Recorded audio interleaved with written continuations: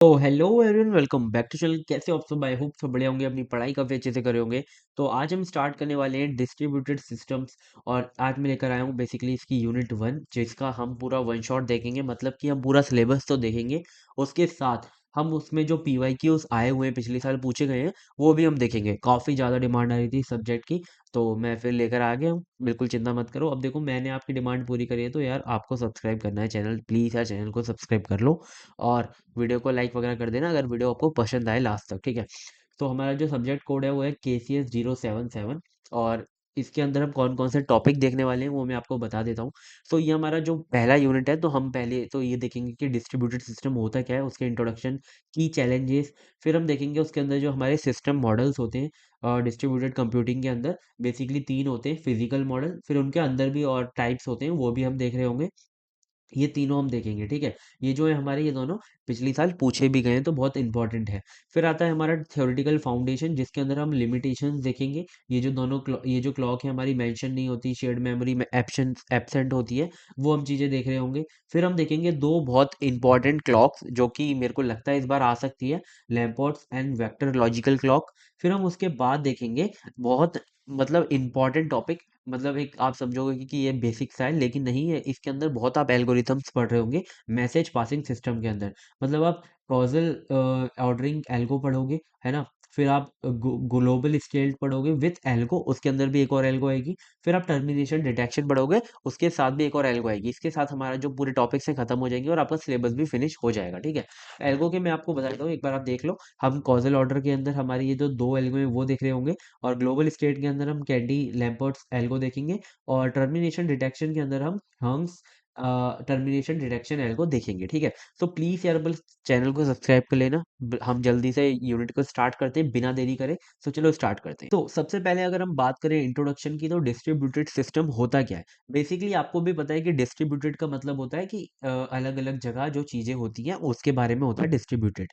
तो बेसिकली जो हमारे सिस्टम्स होते हैं, यानी कि जो हमारे PC होते हैं, अगर वो डिस्ट्रीब्यूटेड लोकेशन पे हो और एज अ सिंगल यूनिट काम कर रहे हो, तो उसको हम क्या कहते हैं, डिस्ट्रीब्यूटेड सिस्टम कहते हैं। बस इतनी सी बात है। A distributed system is a network of independent computers that work together to provide a unified experience to user.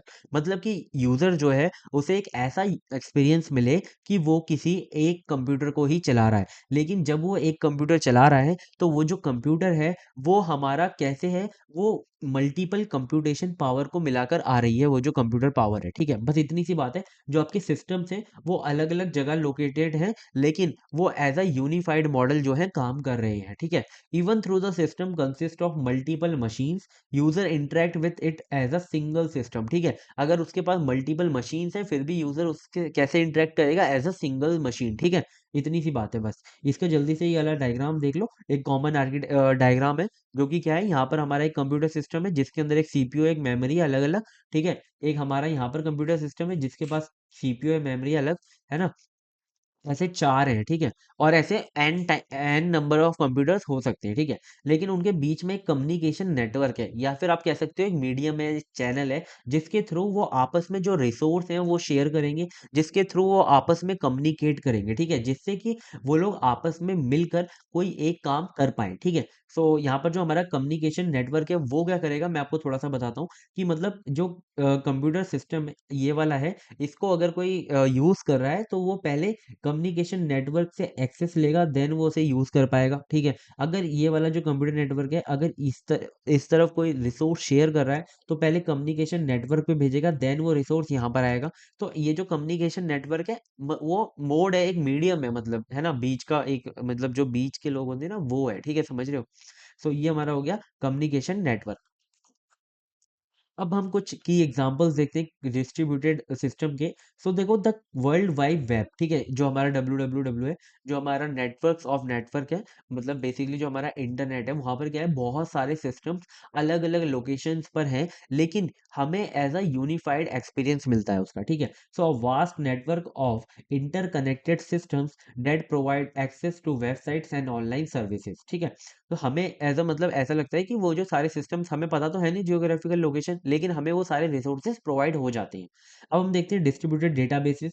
जैसे कि डिस्ट्रीब्यूटेड डेटाबेसेस आपने डीबीएमएस के अंदर अपने पढ़े होंगे, ठीक है? जिसके अंदर क्या होता है कि हमारे जो डेटाबेसेस होते हैं वो अलग-अलग लोकेशन पे लोकेट होते हैं और उनके अंदर जो डेटा है वो अलग-अलग टाइप का पड़ा होता है। लेकिन हम जब भी उसे एक्सेस करते हैं तो हमें वो एक जगह मिल रहा होता है। तो हमारा हो गया डिस्ट्रीब्यूटेड डेटाबेस। नेक्स्ट आता है हमारा क्लाउड कंप्यूटिंग। क्लाउड कंप्यूटिंग में भी क्या होता है, जो आपके हार्डवेयर्स हैं, जो भी आपके रिसोर्सेज हैं, वो आपके जो हैं अलग-अलग लोकेशन पर होते हैं, लेकिन आपको एज़ सिंगल सिस्टम पे मिल रहे होते हैं। A service like AWS, Azure, where resources like storage, computing power are distributed but accessible seamlessly, ठीक है? यहाँ पर जितने भी हमारे जो ये पावर्स और स्टोरेज होती है वो अलग-अलग जगहों पर होती है, लेकिन आप उसे एक्सेस कर सकते हो कहीं से भी, ठीक है? अब आता है हमारा, अब देखो डिस्ट्रीब्यूटेड सिस्टम में ना बहुत ज़्यादा नीडेड है। आपको भी पता है कि डिस्ट्रीब्यूटेड सिस्टम अगर नहीं होगा तो हर बंदे को बिल्कुल ही मतलब बिल्कुल एक ही पावर की मशीन एक ही सिंगल चलानी पड़ेगी, है ना? उससे क्या होता है कि हमारे जो डिस्ट्रीब्यूटेड सिस्टम्स है, जो हमारे सिस्टम्स हैं वो अलग-अलग होते हैं, लेकिन एज़ अ यूनिफाइड एक्सपीरियंस देने के काम आते हैं। अब हम देखेंगे व्हाई डिस्ट्रीब्यूटेड सिस्टम, उसकी नीड क्या है, वो ज़रूरी क्यों है, ठीक है? ये तो बहुत बेसिक चीज़ें चल रही हैं, आगे जब आप एल्गो पढ़ोगे तब आपको समझ में आएगा कि क्यों ये जो हमारा सब्जेक्ट है इतना इम्पोर्टेंट बनाया जा रहा है, क्यों आपको सब मतलब ऐसे रिसोर्सेज जो है इंटरनेट पे इसके कम हैं, ठीक है? सो टू इम्प्रूव स्केलेबिलिटी, स्केलेबिलिटी का मतलब क्या होता है कि जब आपको चीज़ चाहिए, जब आप उसे बढ़ा लो, जब आपको चीज़ नहीं चाहिए आप उसे रिड्यूस कर दो, ठीक है? Handle more handle more users and और larger task by adding more machines, ठीक है? मतलब कि इसके अंदर क्या है डिस्ट्रीब्यूटेड सिस्टम के अंदर, कि आपकी जैसे मैंने वहां पर अभी आपको 4 कंप्यूटर दिखाए थे, 4 सिस्टम थे। तो अगर आप उसके अंदर स्केल करना चाहते हो अपने कंप्यूटर सिस्टम्स को, अपनी पावर को, तो आप उसके अंदर एक और मशीन ऐड कर सकते हो इजीली, ठीक है? To enhance reliability, if one machine fails other continue to the work. अब उसके अंदर ऐसा तो नहीं है कि वो जो सारी मशीन है वो सीरीज में कनेक्टेड है, ठीक है? मतलब कि अगर एक मशीन बंद हो जाती है तो जो दूसरी मशीन है वो सारी बंद हो जाएंगी, ऐसा तो है नहीं। वहां पर अगर एक मशीन बंद हो जाती है, जो और सारी मशीन है वो हमेशा चालू रहेंगी, तो जिससे क्या है हमारा डिस्ट्रीब्यूटेड सिस्टम क्या है, बहुत ज्यादा क्या है, रिलायबल है, ठीक है? To promote resource sharing, resource sharing को भी बहुत ज़्यादा प्रमोट करता है डिस्ट्रीब्यूटेड सिस्टम, क्योंकि वहाँ पर जो है आपस में वो लोग रिसोर्स शेयर करते हैं, ठीक है? One of the primary goal of distributed system is to enable resource sharing, चाहे वो हार्डवेयर की रिसोर्स शेयरिंग हो, चाहे वो सॉफ्टवेयर की हो, चाहे वो डेटा की हो, ठीक है? तो ये जो सारे रिसोर्सेज हैं वो शेयर करने में कैपेबल होता है, और उसे वो क्या करता है, क्या बोलते हैं, क्या था, अनेबल करता है, ठीक है? अब आता है हमारा इसके अंदर की चैलेंजेस, और आप इसे कह सकते हो web challenges of distributed system, ठीक है? ये हमारा एकेटिव 2022-23 में पूछा गया था, और मैं ज़्यादा क्वेश्चंस मैंने मेंशन नहीं किए क्योंकि मैंने पूरा सिलेबस ही बता दिया है, तो जिससे आपको चीज़ें बहुत जल्दी जल्दी समझ में आ जाएंगी। मुझे ना इसका 2022-23 के शायद पेपर मिल पाया था, अगर आपके पास हो कोई तो आप हमारे टेलीग्राम चैनल पे हमारा पिन मैसेज जहाँ पर होता है वहाँ पर आप सेंड कर सकते हो, मुझे बता सकते हो, ठीक है? कोई अगर क्वेश्चन आपको लग रहा है कि नहीं समझ में आ रहा है, ठीक है? While distributed system are powerful, they come with their own set of challenges, ठीक है? मतलब कि अगर आप इतने बड़े सिस्टम को क्रिएट कर रहे हो तो कुछ ना कुछ चैलेंजेस तो आते ही हैं, ठीक है? सो पहला आता है आपका कम्युनिकेशन डिले। बेसिकली जो हमारे सिस्टम्स कनेक्टेड होते हैं over a network, so they are a delay in exchanging messages, specially in a geographical distributed environment. Basically अगर आपकी मल्टीपल मशीन हैं और वो जियोग्राफिकली अलग अलग जगहों पर लोकेट हैं, तो जो नेटवर्क से वो कनेक्टेड हैं, अगर उस नेटवर्क में कोई दिक्कत आती है, अगर उसमें कुछ जो भी प्रॉब्लम्स आती हैं, तो उससे क्या हो सकता है, कम्युनिकेशन जो है डिले हो सकता है, ठीक है? नेक्स्ट देखते हैं, नेक्स्ट चैलेंज क्या है हमारा। नेक्स्ट चैलेंज है हमारा coordination among system. This is very important, और इसके अंदर हम आगे जो है एल्गो भी इसके बीच इसके ऊपर पढ़ रहे होंगे, कि हमारा जो कोऑर्डिनेशन है, मतलब कौन से कंप्यूटर ने, कौन सी मशीन ने पहले मैसेज भेजा था, कौन सी मशीन ने बाद में मैसेज भेजा था, वो आप कैसे पता लगाओ, वो हमारा कोऑर्डिनेशन ही होता है, कि आप कैसे बातचीत कर रहे हो, उसका जो ऑर्डरिंग है वो सेम रहे, ठीक है? उसे उसे बहुत करना बहुत चैलेंजिंग होता है। Ensuring the multiple independent system work together effectively, such as scanning, syncing data, और maintaining consistent state in a complex, ठीक है? इस कॉम्प्लेक्स हैंडलिंग फेलियर ग्रेसफुली, मतलब कि अगर आपका जो कंपोनेंट्स है उसे आप कैसे ग्रेसफुली हैंडल कर पाओ। जैसे कि देखो, अगर आपका कोई कंपोनेंट है वो क्या हो जाता है, स्प्रेड है अक्रॉस सिस्टम्स। सो वहां पर क्या है, बहुत सारे जो सिस्टम्स है अलग अलग जगहों पर हैं, ठीक है? अब अगर वहां पर क्या हो जाता है कि कोई भी फेलियर अकर होता है, ठीक है? फेलियर अकर होने से पहले उसे डिटेक्ट भी करना आपके लिए एक चैलेंज है, कि आप उसे डिटेक्ट कर पाओ, जिससे कि आप उसे जल्दी से जल्दी ठीक कर पाओ। So failure must be detected and manage without disrupting the entire system, ठीक है। कि मतलब अगर कोई सिस्टम फेल हो रहा है तो आप उसे डिटेक्ट करके उसे ठीक करो, जिससे कि आपका जो पूरा सिस्टम है ना वो खराब ना हो, ठीक है। अब आता है हमारा सिक्योरिटी चैलेंजेस। सो मतलब आपका जो डेटा है वो मतलब अगर मल्टीपल कंप्यूटर्स के अंदर शेयर हो रहा है तो कहीं भी ऐसा हो सकता है कि डेटा आपका ब्रीच होकर लीक हो जाए, ठीक है। और ऐसा भी हो सकता है कि कोई भी आपके ऊपर अटैक हो जाए, कोई अटैक कर सकता है, ठीक है। तो सिक्योरिटी चैलेंजेस भी आपको रखने चैलेंजेस आते हैं जब आप डिस्ट्रीब्यूटेड सिस्टम का यूज करते हो, ठीक है। हेट्रोजेनिटी हेट्रोजेनिटी का मतलब क्या है? बेसिकली डिस्ट्रीब्यूटेड सिस्टम के अंदर ऐसा नहीं होगा कि एक ही तरह की मशीन कनेक्टेड होंगी। उसमें क्या होगा कि हेट्रोजेनिसिटी का मतलब ये होता है कि आपकी जो मशीन्स हैं वो डिफरेंट डिफरेंट टाइप की हैं। मतलब कि आपके मोबाइल डिवाइसेस भी हैं, आपके आपके सर्वर्स भी हैं, आपकी पीसीज भी हैं। ये तो हुई हार्डवेयर की बात। लेकिन अब हार्डवेयर के साथ-साथ उसके अंदर जो सॉफ्टवेयर्स हैं वो भी अलग-अलग हो सकते हैं, चाहे वो विंडो हो, लिनक्स हो, मैक ओएस हो, ये अलग-अलग ये जो ऑपरेटिंग सिस्टम्स हैं, उन्हें भी हमें अगर यूनिफाइड अगर आप कंप्यूटिंग पावर प्रोवाइड करा रहे हो, तो आपको उन्हें भी एक एक जैसा मानना पड़ेगा, ठीक है? तो आपको वो भी एक चैलेंज आता है। एन्श्योरिंग compatibility and seamless interaction between these heterogeneous systems can be challenging, ठीक है? ऐसा हो सकता है कि आपका जो पीसी है वो फास्ट काम कर रहा हो, आपका जो मोबाइल डिवाइसेस हैं वो स्लो काम कर रहे हो, तो उन्हें सिंक करने का काम भी बहुत ज़्यादा चैलेंजिंग होता है, ठीक है। सो ये क्या थे हमारे, ये कुछ चैलेंजेस थे, ठीक है, डिस्ट्रीब्यूटेड सिस्टम के। अब हम देखेंगे नेक्स्ट बहुत इंपॉर्टेंट टॉपिक जो कि हमारा 2022 से इसमें पूछा गया है। मेरे पास यही पेपर था तो यही मेंशन कर दिया है मैंने। सो डिस्ट्रीब्यूटेड कंप्यूटिंग सिस्टम मॉडल्स, ठीक है। सो ये जो सिस्टम मॉडल है किस तरीके से बनाए जाते हैं, किस तरीके से होते हैं, वो हम देखेंगे। सो बेसिकली जो हमारे सिस्टम मॉडल्स हैं वो तीन तरीके से डिवाइडेड है, ठीक है। एक तो है हमारा फिजिकल मॉडल, ठीक है। एक है हमारा आर्किटेक्चरल मॉडल और एक है हमारा फंडामेंटल मॉडल। कौन सा मॉडल क्या काम करता है, कौन से मॉडल के अंदर कौन-कौन से कंपोनेंट्स होते हैं, वो सारी चीजें एक-एक करके देखते हैं बिना देरी करे, ठीक है। सबसे पहले आता है आपका physical model. So physical model क्या होता है? Basically it focus on hardware component of a distributed system and their interconnection, ठीक है। ये हार्डवेयर की बात करेगा। तो इसके अंदर बेसिकली जो कंपोनेंट्स होते हैं वो होते हैं हमारे पांच। पहला होता है आपके नोड्स, ठीक है। नोड्स आपके किसको बता रहे हैं? आपकी जो मशीन्स हैं, ठीक है। Independent devices like computer, server etcetera, इन सबको बता रहे हैं नोड, ठीक है। Execute task, store data and communicate with other nodes, ठीक है। एक मशीन का क्या काम होता है कि जो भी उसको टास्क मिला है उसे एग्जीक्यूट करे। अगर उसके अंदर से कोई डेटा उसे स्टोर करना है तो वो उसे डेटा को स्टोर करे। और अगर कोई उसे डेटा की रिक्वायरमेंट है, अगर किसी कमांड की उसे रिक्वायरमेंट है या फिर उसे कोई भी दिक्कत वगैरह है भाई, कम्युनिकेशन करनी है, तो वो कम्युनिकेट करे, ठीक है। ये तीन काम होते हैं आपके नोड के। बात है आपके लिंक्स। बेसिकली आपने ग्राफ पढ़ा हुआ था, नोड और वर्टिसेस और एज होती है ना, तो एज जो है आपकी लिंक है। बेसिकली जो क्या बेसिकली बेसिकली बार-बार जो आपके मल्टीपल नोड्स हैं उनके बीच में जो लिंक्स है, ठीक है? उनको उनके जो बीच में जो इंटरकनेक्शन है वो क्या होते हैं? हमारे लिंक्स होते हैं, ठीक है? Communication channels connecting nodes like जो हमारे लिंक्स होते हैं वो 3 तरीके से हो सकते हैं। पॉइंट टू पॉइंट हो सकते हैं लिंक, ब्रॉडकास्ट लिंक हो सकता है और मल्टी एक्सेस लिंक हो सकता है। पॉइंट टू पॉइंट में क्या होगा? आपका मशीन एक मशीन से कनेक्टेड होगा और वो आपस में मैसेज जो है शेयर करेंगे। लेकिन ब्रॉडकास्ट में क्या होगा? एक मशीन मल्टीपल मशीन्स को क्या है? मैसेज सेंड कर रही होगी, ठीक है? मल्टी एक्सेस में क्या होगा कि मल्टीपल मशीन्स को मैसेज कर रही होंगी और मल्टीपल सिंगल मशीन को भी मैसेज कर सकती है, सिंगल मशीन भी मल्टीपल, वो क्या है? मल्टी एक्सेस लिंक हो गया। अब आता है अपना मिडलवेयर। सो मिडलवेयर बेसिकली क्या है? कुछ भी नहीं है इसके अंदर कि जो आपके सॉफ्टवेयर्स हैं जो कि नोड्स के ऊपर चल रहे हैं, ठीक है? और जो सॉफ्टवेयर्स हैं वो नोड्स के ऊपर क्या-क्या काम करते हैं? कम्युनिकेशन का काम कर रहे हैं, रिसोर्स मैनेजमेंट का और सिक्योरिटी का काम कर रहे हैं, वो हमारे मिडलवेयर्स होते हैं, ठीक है? अब आते हैं आपके network topology. Topology basically structure होता है आपका कि कैसे आपका जो फंक्शन क्या है नोड का, आपके जो नोड्स हैं वो किस तरीके से रखे गए हैं, ठीक है? कनेक्ट किए गए हैं। जैसे कि हमने कंप्यूटर नेटवर्क के अंदर टोपोलॉजीज़ पढ़ी थी, बस होती है, स्टार होती है, मैश होती है और जो भी मतलब बहुत सारी होती हैं। उस जैसे कि बस होती है ना हमारी, वो सीरीज़ में ऐसे होती है एक दूसरे पे। और स्टार जो होती है, एक स्टार बन रहा होता है, जैसे कि ये पेपर पड़ा है हमारे पास एक। इसमें समझे तो हमारा जो है एक कंप्यूटर इधर कनेक्टेड है, एक कंप्यूटर इधर कनेक्टेड है और एक कंप्यूटर इधर कनेक्टेड है, एक कंप्यूटर इधर कनेक्टेड है, ठीक है। अगर वो ऐसे ऐसे ऐसे कनेक्टेड है तो ये कौन सी टोपोलॉजी है? ये हमारी रिंग टोपोलॉजी, ठीक है। तो ये हमारी रिंग होती है। ऐसी मल्टीपल जो है स्ट्रक्चर्स होते हैं, जिस हिसाब से जो आपके स्ट्रक्चर है वो मेंटेन होते हैं, उसे हम टोपोलॉजी कहते हैं नेटवर्क, ठीक है, ठीक है। अब आते हैं आपके कम्युनिकेशन प्रोटोकॉल। जो आप कम्युनिकेट करोगे वो कुछ रूल्स में रहकर फॉलो करो, क्या बोलते हैं, रूल्स को फॉलो करोगे तब आप कम्युनिकेट कर पाओगे, ठीक है।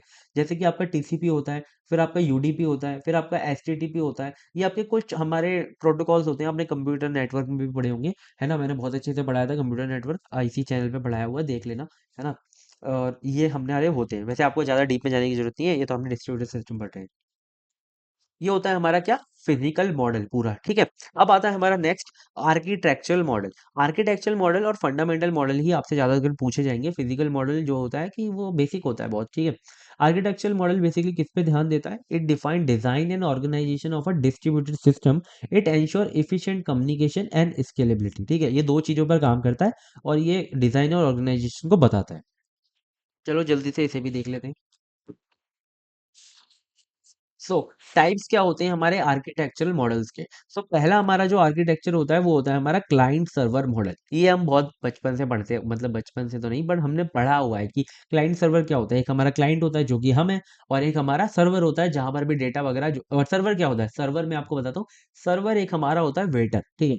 जैसे कि आप होटल में जाते हो, आप खाना ऑर्डर करते हो, तो वो क्या करता है, वेटर आपसे ऑर्डर लेता है और किचन में जाकर आपका ऑर्डर बनवा कर आपको ले आता है, ठीक है। किचन क्या है, हमारी डेटाबेस है, ठीक है। और सर्वर क्या है, हमारा वेटर है।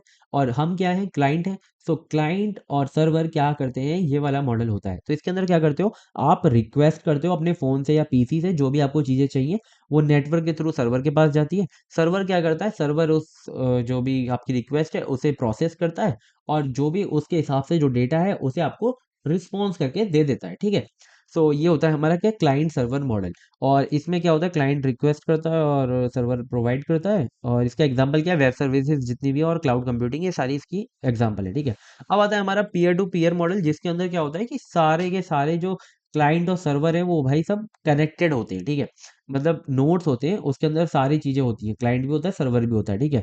डिसेंट्रलाइज सिस्टम होता है यहाँ पर। तो क्या होता है, सेंटर होता है कि भाई आपका डेटाबेस एक है, आप वहीं से चीजें ले सकते हो। लेकिन यहाँ पर क्या है, सारी चीजें एक दूसरे से कनेक्टेड होती हैं, ठीक है।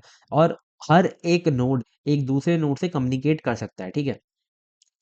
यहाँ पर नोड 1 है, यहाँ पे नोड 4 है, यहाँ पे नोड 5 है, और आप देख सकते हो हर एक नोड एक दूसरे से कनेक्टेड है, ठीक है। ये होता है हमारा peer to peer model. The communication is directly done amongst the peers without any intermediaries, ठीक है। इसमें कोई भी इंटरमीडिएटरी नहीं होता, बीच में सर्वर वगैरह वो नहीं हुआ है कि कोई भी वेटर वेटर नहीं है यहाँ पर, क्या डायरेक्टली बातचीत हो रही है, ठीक है। अब आता है हमारा next, layered model. Layered model में क्या होता है कि आपके जो सिस्टम है वो कुछ मल्टीपल लेयर्स के अंदर डिवाइडेड होता है। जैसे कि हमने ओएसआई मॉडल पढ़ा था कंप्यूटर नेटवर्क के अंदर, उसमें क्या था कि हमारा जो पूरा नेटवर्क था, हमारा जो पूरा सिस्टम था, वो हमारे कुछ लेयर्स के अंदर डिवाइडेड था, ठीक है। यहाँ पर भी क्या होगा कि आपके जो जितना भी मॉडल है, आपका जो भी चीजें हैं वो किसके अंदर डिवाइडेड होंगी, लेयर्स के अंदर डिवाइडेड होंगी, ठीक है। Each layer provide specific services to a adjacent layer, ठीक है। बाजू वाली लेयर को वो एक सर्विस प्रोवाइड करा रहा होगा कोई भी। और ये इंश्योर करते हैं मॉड्यूलरिटी एंड एब्स्ट्रैक्शन, ठीक है। कि मतलब एक लेयर जितनी चीजें बता रही है उतनी ही करेगी और उससे ज्यादा कोई काम नहीं करेगी, ठीक है। जैसे कि यहाँ पर हमारा एप्लीकेशन लेयर है, एक ट्रांसपोर्ट लेयर है, एक इंटरनेट लेयर है, और एक नेटवर्क एक्सेस लेयर है। ये एक एग्जाम्पल है, पर्टिकुलरली यही इसका डायग्राम नहीं होता, ये इसका एक एग्जाम्पल है कि ऐसे आपकी जो लेयर्स हैं वो बनती हैं, ठीक है। ये टीसीपी आईपी की आपकी लेयर्स है। आपको नहीं पता तो आपने यार पढ़ा होगा, मैं बस ये एग्जांपल है कि ऐसे आपकी लेयर होती है। एप्लीकेशन लेयर में कुछ नहीं होगा, का यूआई होगा जो यूजर को दिख रहा होगा, ठीक है। ट्रांसपोर्ट लेयर क्या कर रहा होगा, ट्रांसपोर्ट लेयर आपका डिसाइड कर रहा होगा कि कौन सा प्रोटोकॉल आप यूज कर रहे हो, ठीक है। और इंटरनेट इंटरनेट लेयर आपको बेसिकली जो आपका इंटरनेट है, जो आपका नेटवर्क है वो प्रोवाइड करा रहा होगा।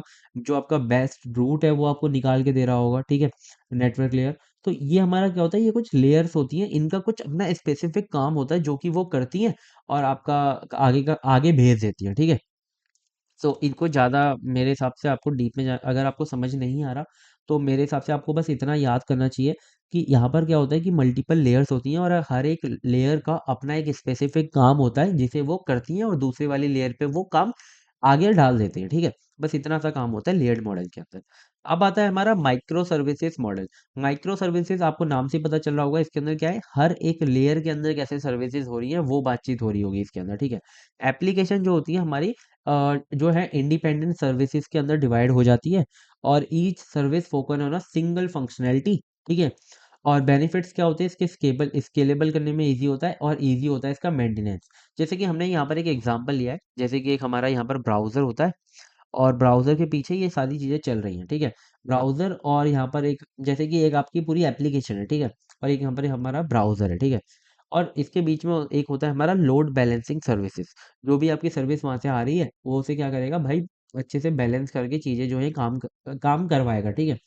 सो यहाँ पर क्या होता है फ्रंट एंड सर्वर्स होते हैं कुछ हमारे, है ना? मल्टीपल्स भी हो सकते हैं और सिंगल भी हो सकता है।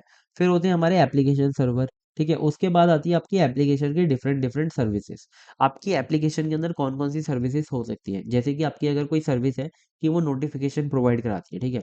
तो उसकी एक अलग सर्विस बनेगी, ठीक है? इसे हम उसकी एक माइक्रो सर्विस अलग बनेगी, ठीक है? जो भी आपकी एप्लीकेशन है जो भी सर्विस करा रही है वो कुछ माइक्रो सर्विसेज के अंदर आप क्या करते हो उसे डिवाइड कर देते हो और वो काम करती है, ठीक है? अब ये जो दोनों मॉडल है, ये दोनों मॉडल के अंदर मैंने यहाँ पर जितना लिखा है वो आपको पढ़ना है, ठीक है? और जो मैंने यहाँ पर एग्जांपल दिया है वो आपको समझा कर आना है, ठीक है? ये होते हैं हमारे आर्किटेक्चरल मॉडल, ठीक है?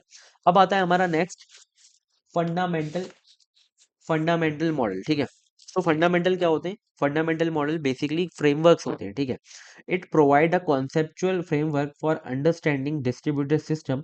It highlights their essential properties and behaviour, ठीक है? इसे समझते हैं जल्दी से। बेसिकली एक फ्रेमवर्क दे देते हैं ये, जिससे कि आपका जो मॉडल है वो क्रिएट होगा, ठीक है? पहला होता है आपका इंटरेक्शन मॉडल। इंटरेक्शन मॉडल के अंदर क्या होता है? Framework for communication and coordination, ठीक है? कैसे आपके जो कंपोनेंट्स हैं, कैसे आपके जो नोट्स हैं वो कम्युनिकेट करेंगे, कैसे कोऑर्डिनेशन करेंगे, ठीक है? इसके अंदर दो कंपोनेंट्स होते हैं। एक होता है आपका मैसेज पासिंग, कि वो जो हमारा डेटा है और जो इंस्ट्रक्शंस है वो नोट्स में कैसे एक्सचेंज होंगे, कैसे मैसेजेस पास होंगे एक दूसरे के लिए, ठीक है? एक होगा आपका पब्लिश सब्सक्राइब मॉडल। इसमें क्या होगा? Publisher send message to a topic like survey, जो भी आपके सर्वे सब्सक्राइबर होंगे वो आपके रिसीव करेंगे मैसेज को फॉर दैट टॉपिक। तो मैसेज पासिंग में क्या होता है कि दोनों तरफ से चीजें हो रही होती हैं, दोनों तरफ से बातचीत हो रही होती है, ठीक है? लेकिन यहाँ पर क्या होता है पब्लिक सब्सक्राइब मॉडल में, कि जो आपका पब्लिश करने पब्लिशर है वही पब्लिश कर पाएगा और जो सब्सक्राइबर है वो उसे रिसीव कर पाएगा, ठीक है? सब्सक्राइबर आपका जो है मैसेज नहीं भेज सकता, बेसिकली ये बात। अब आता है हमारा नेक्स्ट फेलियर मॉडल। अगर आप फेलियर से कैसे डील करोगे, देखो ये तो हो गया आपका कम्युनिकेशन कैसे करनी है वो सारी चीजें बता दी।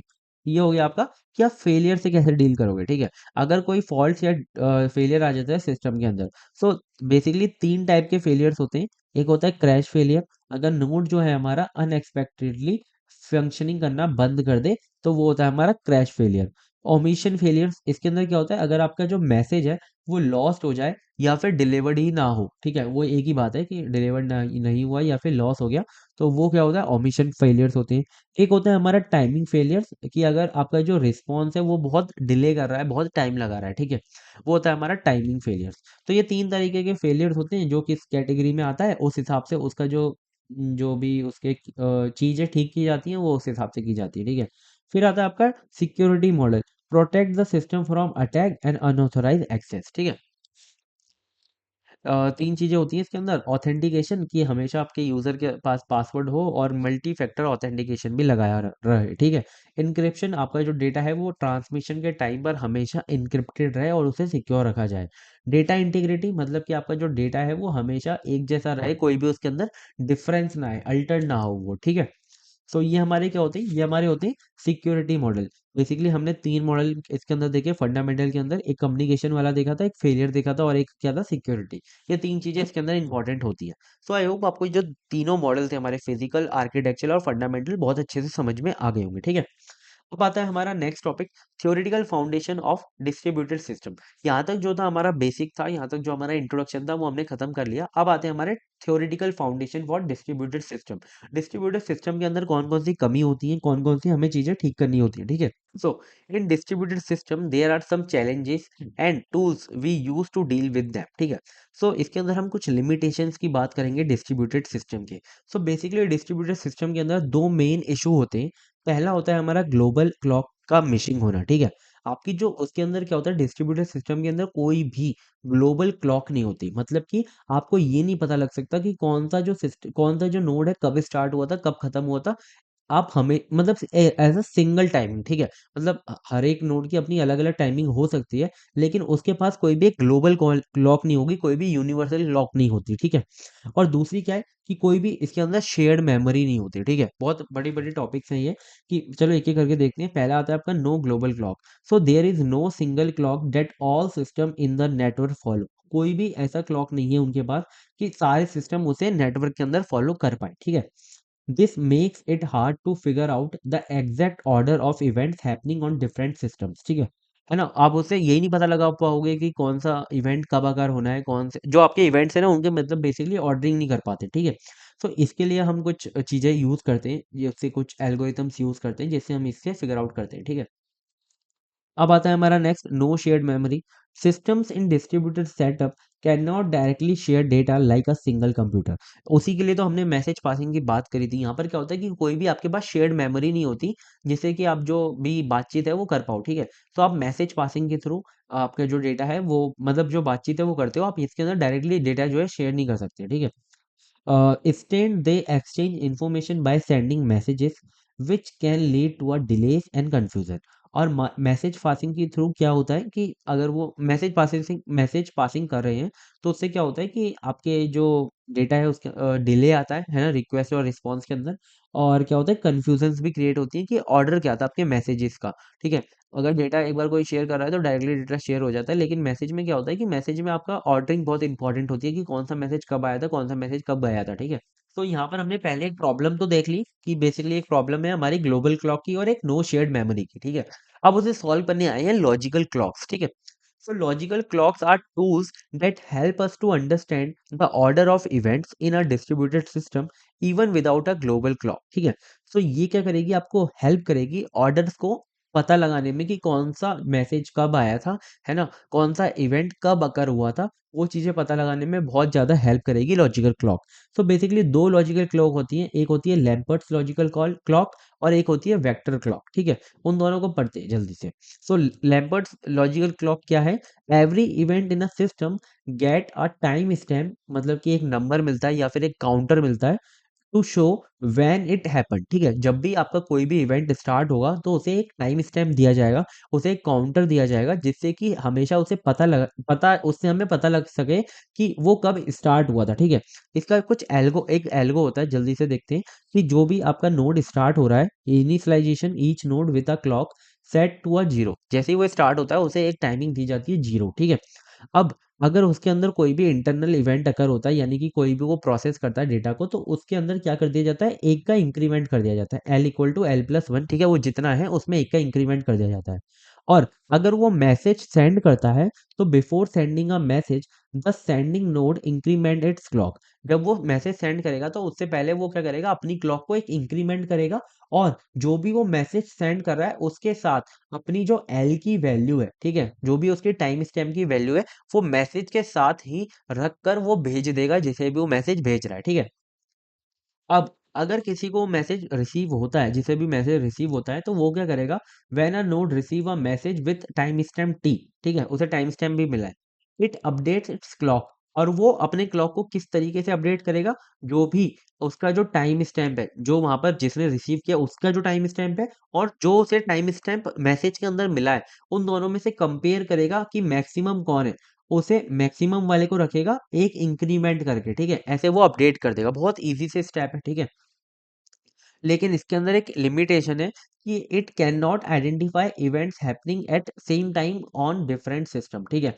इसमें क्या होता है कि कॉन्करेंट इवेंट को ये पता नहीं लगा पाता, ठीक है? बेसिकली लॉजिकल क्लॉक के अंदर देखो, ये जो पूरा आपका जो एल्गोरिथम था ये तो आपको बहुत अच्छे से समझ में आया होगा। जल्दी से इसका एग्जांपल समझते हैं जिससे आपको बहुत अच्छी चीजें क्लियर हो जाएगी। जल्दी से इसका एग्जांपल देते हैं, जैसे कि हमारे पास दो नोड है, एक नोड है ए और एक नोड है बी, दोनों कम्युनिकेटिंग कर रहे हैं, ठीक है, बातचीत कर रहे हैं। तो इसमें क्या होता है, इनिशियली दोनों की जो क्लॉक है वो जीरो जीरो है, ठीक है? अब इवेंट होता है ए के ऊपर, कोई भी इंटरनल इवेंट हो रहा है, तो वो परफॉर्म करने के बाद क्या करता है, अपने जो टाइम स्टैम्प है उसे इंक्रीज कर देता है, इंक्रीमेंट कर देता है, ठीक है? अब ए क्या करता है, ए सेंड करेगा मैसेज बी को, ठीक है? तो जैसे ही सेंड करेगा उससे पहले मैंने आपको बताया था उसे अपना जो नोड है उसका जो टाइम स्टैम्प है उसे इंक्रीज करना पड़ेगा। तो उसने इंक्रीज किया और मैसेज के साथ जो अपना टाइम स्टैम्प था टू, वो बी को भेज दिया, ठीक है? अब बी क्या करेगा, वो मैसेज रिसीव करने के बाद अपने टाइम स्टैम्प को कैसे अपडेट करेगा, वो जो उसका टाइम स्टैम्प है, बी का तो टाइम स्टैम्प अभी जीरो है और ए का टाइम स्टैम्प जो उसके साथ आया वो कितना है, टू है। तो जीरो और टू के अंदर कौन मैक्सिमम है, टू मैक्सिमम है। सो टू प्लस वन करके वो अपने जो टाइम स्टैम्प है उसे अपडेट कर लेगा और एल इक्वल टू कितना हो जाएगा, 3 हो जाएगा, ठीक है। अब क्या होगा कि बी पर कोई भी ऑपरेशन परफॉर्म हुआ इंटरनल, तो वो क्या करेगा, उसे इंक्रीमेंट कर देगा एल इक्वल टू 4, ठीक है। और ऐसे क्या हो जाएगी, बी की वैल्यू हो जाएगी 4, और ए की वैल्यू, ए के टाइम स्टैम्प की वैल्यू कितनी हो जाएगी, ए के टाइम स्टैम्प की वैल्यू कितनी हो जाएगी, 2 हो जाएगी, ठीक है। तो ए की हो गई 2 और बी की हो गई 4। ऐसे होता है हमका जो, ठीक है, ये वाला ऑपरेशन परफॉर्म। तो इससे ये तो पता चल रहा है कि आपका जो ए था उसने मैसेज भेजा था बी को, ठीक है। तो ए के ऊपर जो इवेंट था वो पहले अगर हुआ था बी से, क्योंकि ए का जो काउंटर है वो हमारा छोटा है, 2 है, ठीक है, बी से। अब आता है हमारा next vector clock. Vector clock आता है सीन के अंदर, भाई ये जो है इस वाली जो प्रॉब्लम है उसे सॉल्व करने आता है, ठीक है। Vector clock are advance version of Lamport clock, ठीक है। पहले एक ही क्लॉक थी, लेकिन उसे जो है सॉल्व करने आता है कौन, वेक्टर क्लॉक, जो भी उसके अंदर प्रॉब्लम आ रही है। So they not only order events but also help identifying whether events are causal, casually related और इंडिपेंडेंट कॉन्करेंट, ठीक है। यहाँ पर कैजुअल कॉजल है, कॉजल, ठीक है, कैजुअल नहीं है, कॉजल है, कॉजली, ठीक है, कॉजली। कॉजली हम अभी आगे देखेंगे, कॉजल स्टेट्स क्या होते हैं, कॉजल ऑर्डरिंग क्या होती है, वो हम आगे देखेंगे। अभी है ना, मेरे से भी बहुत बार जो स्पेलिंग मिस्टेक्स है वो हो जा रही थी कि मैं कैजुअल लिख दे रहा था, ठीक है, बार बार। लेकिन यहाँ पर क्या है, कॉजल है, ठीक है, याद रखना। और बेसिकली क्या है कि वेक्टर क्लॉक आपको बता देती है कि कॉन्करेंट कौन सा स्टेट है, ठीक है, मतलब कि एक टाइम पर कौन सा स्टेट ने बातचीत करी है, ठीक है। पहला इसका स्टेप क्या है, इनिशियलाइजिंग। इसके अंदर बेसिकली आप किसका यूज करते हो, आप इसके अंदर वेक्टर का यूज करते हो, ठीक है। वेक्टर क्या होता है, वेक्टर आप सबको पता है एरे की तरह एक स्ट्रक्चर होता है, जिसके अंदर क्या होता है, एरे की तरह डेटा स्ट्रक्चर होता है, जिसके अंदर जो है आपकी जो ग्रुप ऑफ डेटा जो है स्टोर होता है, ठीक है। Each node P I start with P, यहाँ पर इसके लिए लिखा है, ये जो प्रोसेस होता है, एक नोड क्या होता है, एक प्रोसेस होता है, start with a vector of zero, ठीक है। तो यहाँ पर जीरो जीरो ऐसे स्टार्ट होता है। तो जल्दी से समझते हैं एक एक चीजें, मतलब एग्जांपल में आपको बहुत अच्छी चीजें क्लियर हो जाएंगी। और अगर कोई भी इंटरनल इवेंट होता है, तो जिसका भी वो नोड होगा जीरो पर, उसे वो वन से इंक्रीमेंट कर देगा, ठीक है। वही पहले वाले की तरह है, इंक्रीमेंट कर देगा। और अगर सेंड करेगा मैसेज, तो सेंडिंग के साथ वो जो भी वेक्टर क्लॉक होगी वो उसके साथ भेज देगा, ठीक है। और जो भी उसे मैसेज को रिसीव करेगा वो क्या करेगा, रिसीव करने के बाद अपने वेक्टर क्लॉक को कैसे अपडेट करेगा, वो सबसे पहले इसके अंदर से मैक्सिमम फाइंड करेगा, उसे रखेगा और फिर उसे इंक्रीमेंट कर देगा जो भी उसकी पोजीशन होगी, ठीक है। मेरे हिसाब से आपको एल्गोरिथम से इतना अच्छा क्लियर नहीं हुआ, जल्दी से हम एग्जांपल से समझते हैं तो चीजें आपको बहुत अच्छे से क्लियर हो जाएंगी, ठीक है।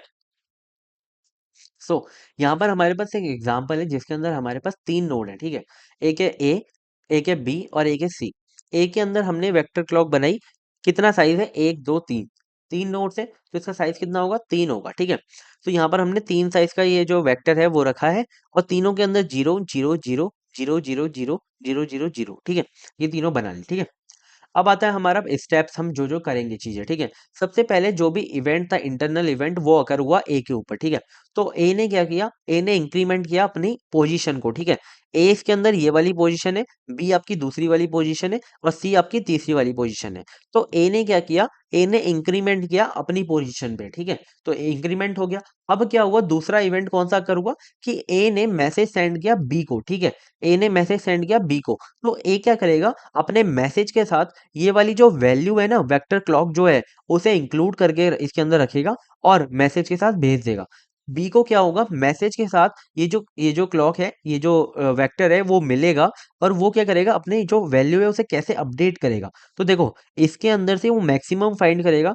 इसकी जो बी की वैल्यू थी वो कितनी है, 0 0 0, लेकिन ए की वैल्यू कितनी है, 1 0 0। तो दोनों में से कौन बड़ा है, ये जो ए वाला है वो बड़ा है। तो ये वाली वैल्यू को अपने पास रख लेगा, और अपनी, बी ने रिसीव किया ना मैसेज, तो रख लेगा वो मैक्सिमम वैल्यू को, और उसके बाद जो अपना काउंटर है उसे इंक्रीमेंट कर देगा, ठीक है। ए का तो पहले से इंक्रीमेंट था, बी का जो क्या किया, उसने इंक्रीमेंट कर दिया, और उसकी जो फाइनल वैल्यू आई वो ये आई, ठीक है। अब उसके बाद क्या होता है, सी के ऊपर इवेंट अकर होता है, तो सी ने क्या किया, अपनी वैल्यू को इंक्रीमेंट कर दिया, ठीक है। अपनी वैल्यू को इंक्रीमेंट कर दिया, कोई भी किसी से मैसेज वैसेज सेंड नहीं हुआ, कुछ भी नहीं हुआ, बस उसने अपनी वैल्यू को इंक्रीमेंट कर दिया, अगर उसने कोई भी इवेंट अकर किया इंटरनली, ठीक है। उसके बाद क्या होता है कि बी चाहता है सी को मैसेज भेजना। बी अगर सी को मैसेज भेजेगा तो वो क्या करेगा, अपने मैसेज के साथ अपनी जो ये फाइनल वैल्यू है वो भेज देगा। तो मैसेज के साथ क्या करेगा, वो 1 1 0 को भी भेज देगा। अब सी क्या करेगा, अपनी क्लॉक को कैसे अपडेट करेगा रिसीव करने के बाद मैसेज, सी की तो वैल्यू ये है, 001 और बी की वैल्यू है 110, ठीक है। तो दोनों में से बड़ा कौन है? तो आप बताओ जल्दी से, दोनों में से बड़ा ये वाला है, ठीक है। तो सी की वैल्यू कितनी हो जाएगी इन दोनों में से? ये वाली हो जाएगी, ठीक है। इसके अंदर से उसने ये वाली वैल्यू रख ली, लेकिन यहाँ पर जो था सी का वैल्यू जो थी पहले से वो कितनी थी? 1 थी, क्योंकि उसके अंदर क्या किया था उसने? अपने इवेंट को अकर किया था, ठीक है। तो वो 1 वाली वैल्यू को भी रखेगा अपने साथ, क्योंकि उसने अपने पहले से इंटरनल इवेंट जो है अकर किया है। तो उसने रख लिया और अपनी वैल्यू के अंदर एक को बढ़ा दिया, तो कितना हो गया? 2 हो गया। बस यहीं पर आपको चीजें, यही वाली जो चीजें ना आपको समझनी है, कि अगर उसने पहले से इंटरनल इवेंट अकर किया है तो उसे वो लेके चलेगा, ठीक है। देखो यहाँ पर क्या था कि बी ने कोई भी इंटरनल इवेंट अकर नहीं किया था, उसकी पहले से ही वैल्यू जो थी वो क्या थी? ये थी, 0 थी, ठीक है। और उसने ए के साथ जो वैल्यू ली थी तो कितनी थी? 100 थी, तो उसने उस वैल्यू को ले लिया था। लेकिन उस वैल्यू को लेने के बाद उसने एक इंक्रीमेंट किया था तो 1 हुआ था, ठीक है। और इसमें तो पहले से ही उसकी वैल्यू 1 थी, तो उसने पहले से ही 1 को लिया और 2 उसमें अपडेट करके उसको कितना कर दिया? 2 कर दिया। तो फाइनल वैल्यू सी की ये आ गई, और बी की जो फाइनल वैल्यू थी वो ये आ गई, और ए की जो फाइनल वैल्यू थी वो ये आ गई, ठीक है। तो ऐसे ये चीजें अपडेट होंगी, और इससे आप निकाल भी पाओगे कि कैसे आपकी कॉन्करेंट पोजीशन, कॉन्करेंट कोई वो है अगर हो रहा है या नहीं हो रहा, ठीक है। तो आपको बस क्या करना है, आपको ये जो स्टेप्स है एल्गोरिथम के वो याद रखने हैं, और ये जो ये वाले एल्गोरिथम के स्टेप हैं वो याद रखने हैं, ठीक है। तो दोनों क्लॉक आपकी खत्म हो गई।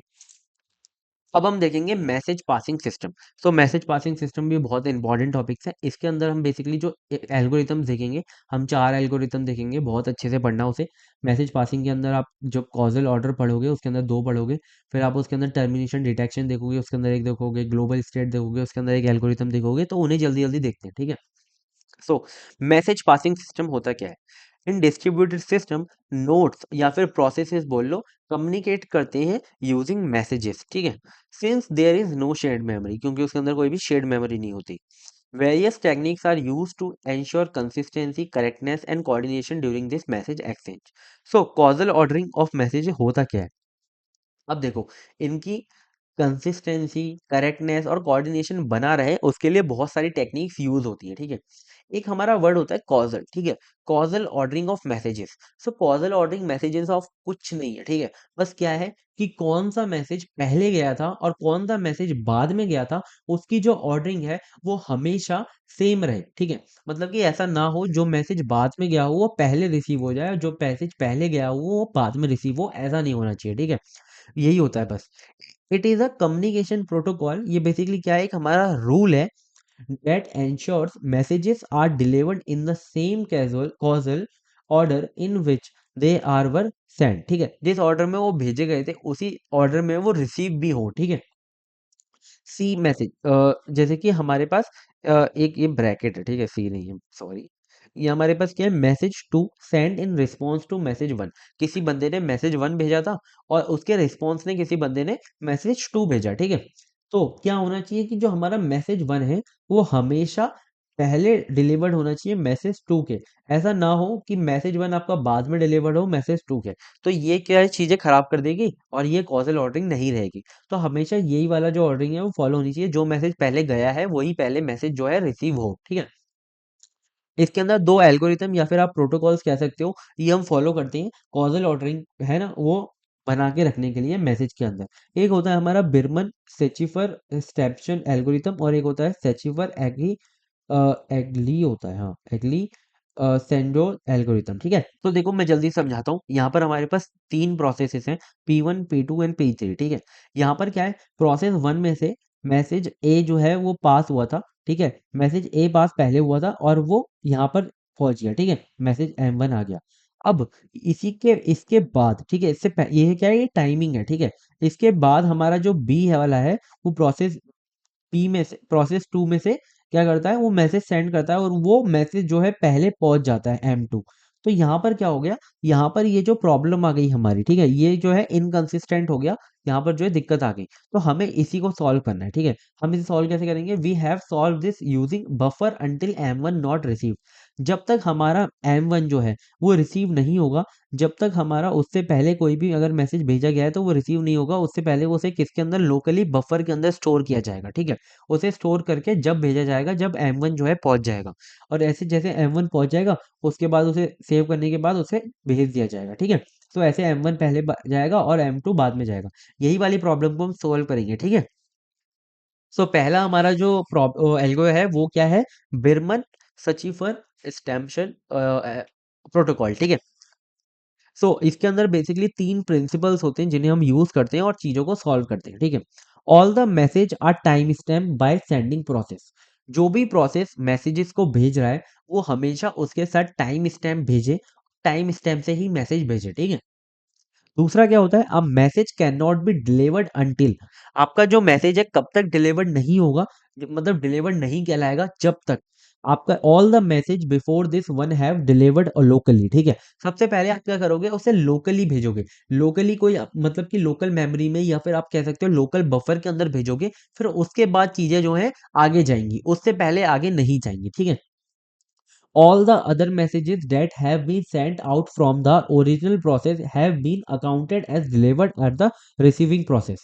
और जब तक वो डिलीवर्ड नहीं कहलाएंगी, जब तक कि जो आपके प्रोसेस ने, जो भी प्रोसेस सेंडिंग है उसने भेजने के बाद वो एक एक्नॉलेज ना मिल जाए उसे रिसीविंग प्रोसेस के बाद, जब तक वो उसे डिलीवर्ड नहीं कहा जाएगा। बेसिक सी बात है। पहला तो ये मतलब कहला रहा है कि जो भी प्रोसेस आएगी उसके देखो, कोई भी किसी भी ऑर्डर में मैसेजेस आ रहे हैं लेकिन बीच में एक बंदा बैठा हुआ है जो कि मैसेजेस को छांट रहा है, उसे ऑर्डर में डाल रहा है और आगे भेज रहा है, ठीक है। वो लोकल आप कह सकते हो, ठीक है। लोकल बफर के अंदर आप ये चीज कर रहे हो, ठीक है।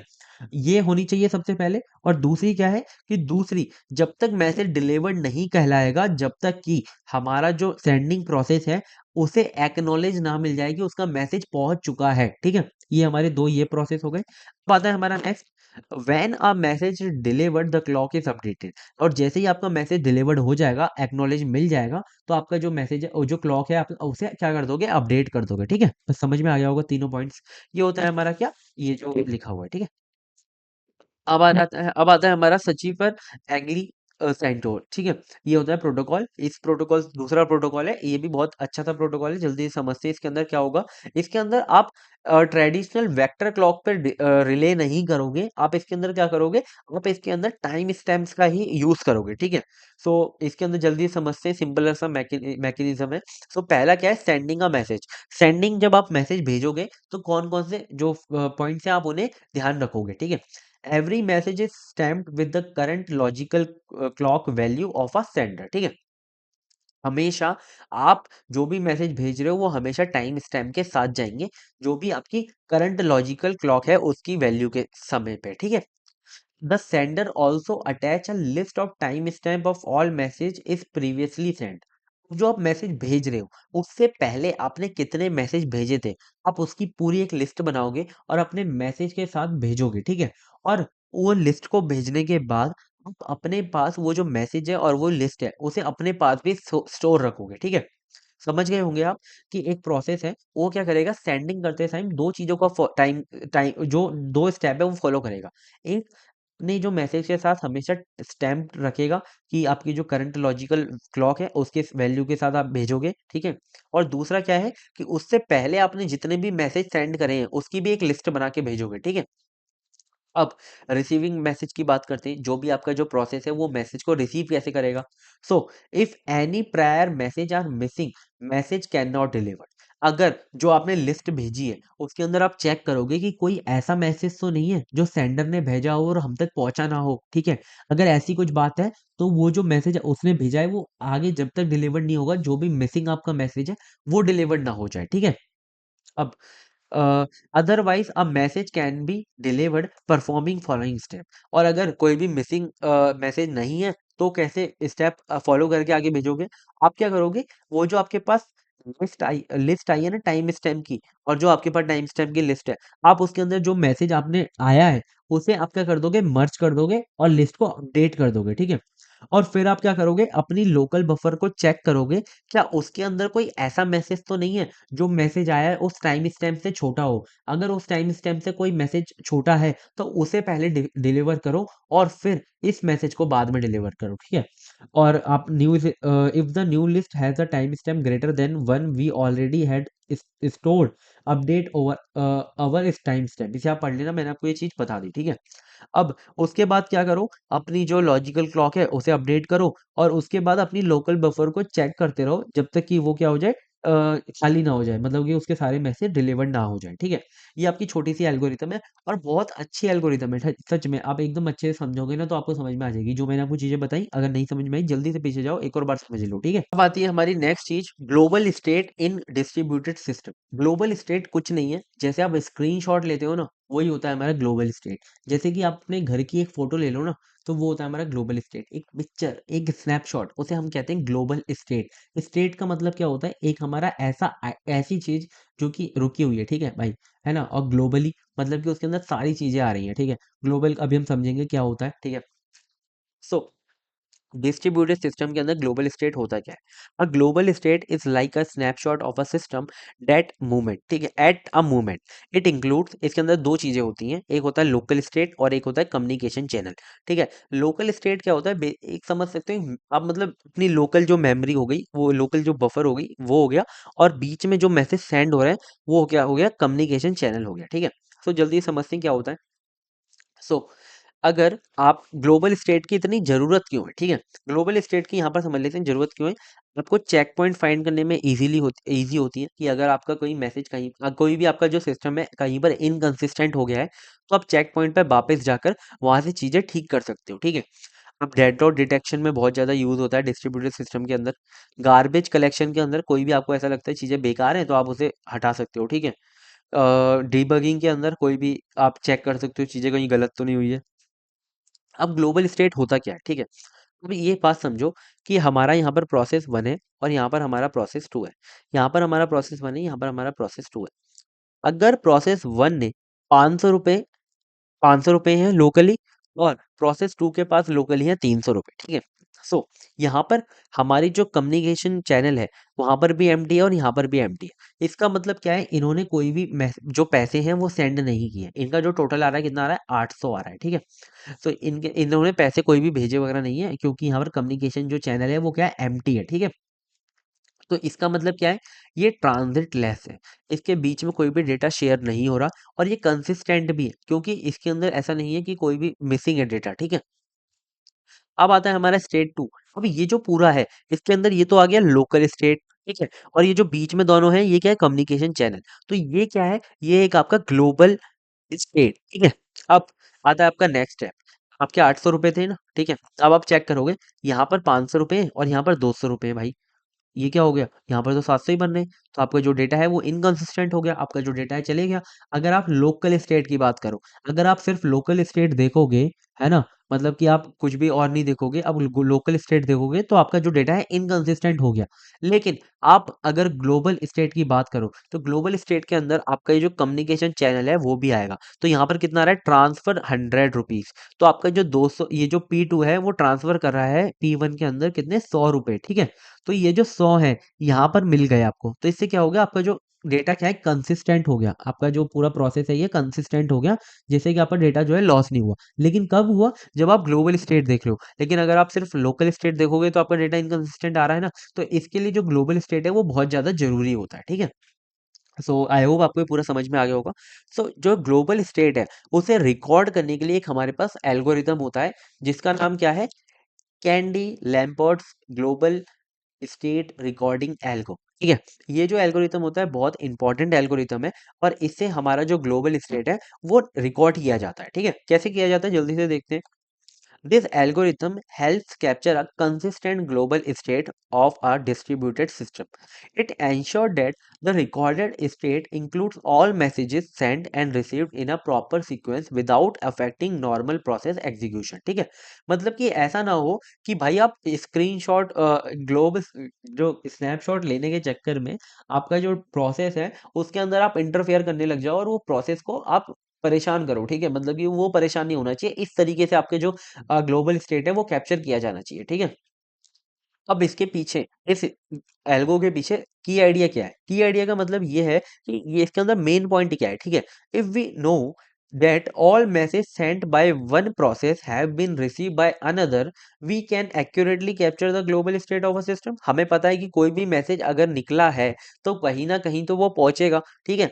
तो हम क्या कर सकते हैं, उससे हम एक्यूरेटली ग्लोबल स्टेट का पता लगा सकते हैं, ठीक है। सो हम क्या करते हैं, एक मार्कर मैसेज को तैयार करते हैं, ठीक है। एक स्पेशल मैसेज को तैयार करते हैं जो कि जब भी हमारा कोई भी प्रोसेस अगर इनिशिएट करेगा मैसेज सेंड करने के लिए, तो उस मैसेज सेंड करने से पहले वो हमेशा एक मार्कर मैसेज भेजेगा, जिससे कि वो सामने वाले के पास पहुंच जाए, ठीक है। जिससे कि हमें पता लग जाए कि ग्लोबल स्टेट उस चीज से हम करेंगे, ठीक है। इनिशिएट द रिकॉर्डिंग प्रोसेस, जो हमारा मार्कर प्रोसेस होता है ना, मार्कर मैसेज होता है, वो हमारा रिकॉर्डिंग प्रोसेस को क्या करता है, इनिशिएट करता है। And ensure each process and communication channel is included in the snapshot. और हमारा मार्कर मैसेज ही हमेशा एंश्योर करेगा कि हमारे जितने भी स्टेट हैं, जितने भी कम्युनिकेशन चैनल हैं, वो सारे के सारे हम इंक्लूड कर पाए अपने ग्लोबल स्टेट के अंदर या फिर स्नैपशॉट के अंदर, ठीक है। तो चलो देखते हैं कैसे ये काम करेगा। तो हमारे पास क्या होता है, एक मार्कर मैसेज होता है जो कि एक जो प्रोसेस इनिशिएट कर रहा है मैसेज, जो सबसे पहले मैसेज भेज रहा है वो भेजता है, ठीक है। तो देखो यहाँ पर क्या होता है, मार्कर मार्कर सेंडिंग रूल, एक तो बंदा भेजेगा और एक बंदा रिसीव करेगा। तो भेजने के कौन कौन से आपके रूल हैं उसे हम देख लेते हैं, ठीक है।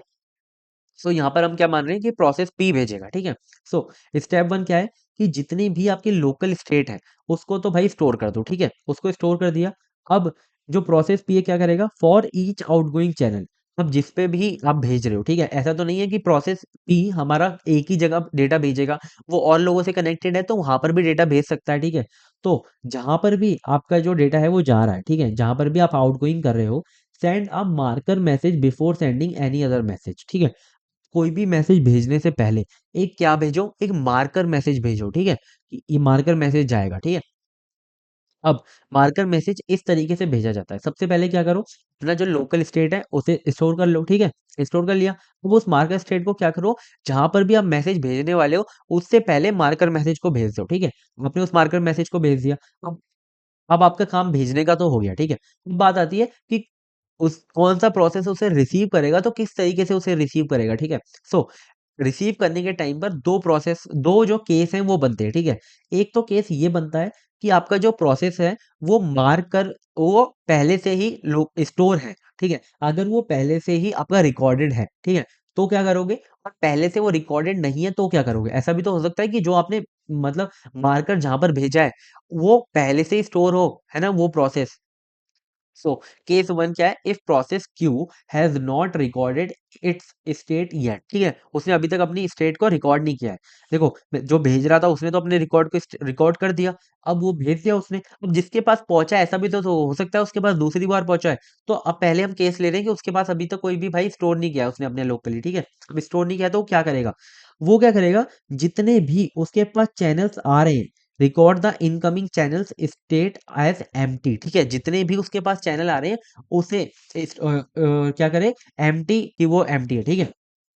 Follow the marker sending rule for the Q, empty record करके क्या कर दो कि सेंडिंग रूल को यूज करके सेंड कर दो आगे, ठीक है। केस टू के अंदर क्या होगा कि क्यू जो है हमारा वो पहले से ही रिकॉर्डेड है, मतलब गया वो, उसने देखा भाई ये तो मेरे पास पहले से ही है, तो मुझे तो कोई जरूरत ही नहीं है। पर वहां पर क्या करोगे आप, रिकॉर्ड करोगे जितने भी आपके पास इनकमिंग चैनल स्टेट्स हैं उनको, as the sequence of message received after Q's state was recorded but before receiving a marker. अब इसका मतलब समझाता हूँ आपको जल्दी से, कि देखो मैं आपको बात बताता हूँ, मार्कर जो है वो ऐसा ऐसे नोड के पास पहुंच गया है जो कि नोड पहले से ही उसके अंदर रिकॉर्डेड है, ठीक है। अब वो जो लोकल स्टेट है उसके अंदर पहले से रिकॉर्डेड है। अब जिस टाइम पर आपका जो लोकल स्टेट था वो रिकॉर्ड हुआ था, उस टाइम से लेकर अब तक उस टाइम से लेकर अब तक जितने भी मैसेज आपके पास आए हैं वो आपको रिकॉर्ड करने हैं, ठीक है। वो मैसेज आपको रिकॉर्ड करने हैं, ठीक है, समझ गए। अब आता है हमारा next, termination detection in distributed system. Termination detection distributed system. अब देखो यहाँ पर क्या है कि बहुत बार ऐसा होता है कि आपको पता ही नहीं लगता कि आपका जो प्रोसेस है, वो जो आपका पूरा जितने भी प्रोसेस हैं वो टर्मिनेट हो चुके हैं, ठीक है, उनका काम सारा खत्म हो चुका है। तो वो आप कैसे पता लगाओगे, वो हम इसके अंदर देखेंगे, termination detection in distributed system के अंदर, ठीक है। So it is the process of determining whether all process in a distributed system have finished their activities and there are no message in transit, ठीक है। आपको ये पता लगाना है कि कब आपके जितने भी प्रोसेसेस हैं उनका काम खत्म हो गया है और कोई भी ट्रांजिट के अंदर भी कोई भी मैसेज नहीं बचा है ट्रांसफर करने के लिए, ठीक है। Termination detection algorithm are used to determine when the entire system has reached a state of inactivity. Inactivity state पर जब पहुंच जाए कोई भी उसके पास भाई एक्टिव स्टेट ना बचे तो आप बता सकते हो कि वो टर्मिनेट कर चुका है, ठीक है। तो उसके लिए भी एक एल्गोरिथम होती है, उसे हम देखेंगे यंग्स एल्गोरिथम्स, इसे हम देखेंगे, ठीक है।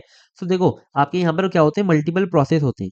प्रोसेस जो होते हैं आपके दो तरीके के होते हैं, एक होता है आपका आइडल प्रोसेस और एक होते हैं आपके एक्टिव प्रोसेस। आइडल प्रोसेस वो होते हैं जो कि भाई कोई भी काम वाम नहीं कर रहे, और एक्टिव प्रोसेस जो कि काम वाम कर रहे हैं, ठीक है।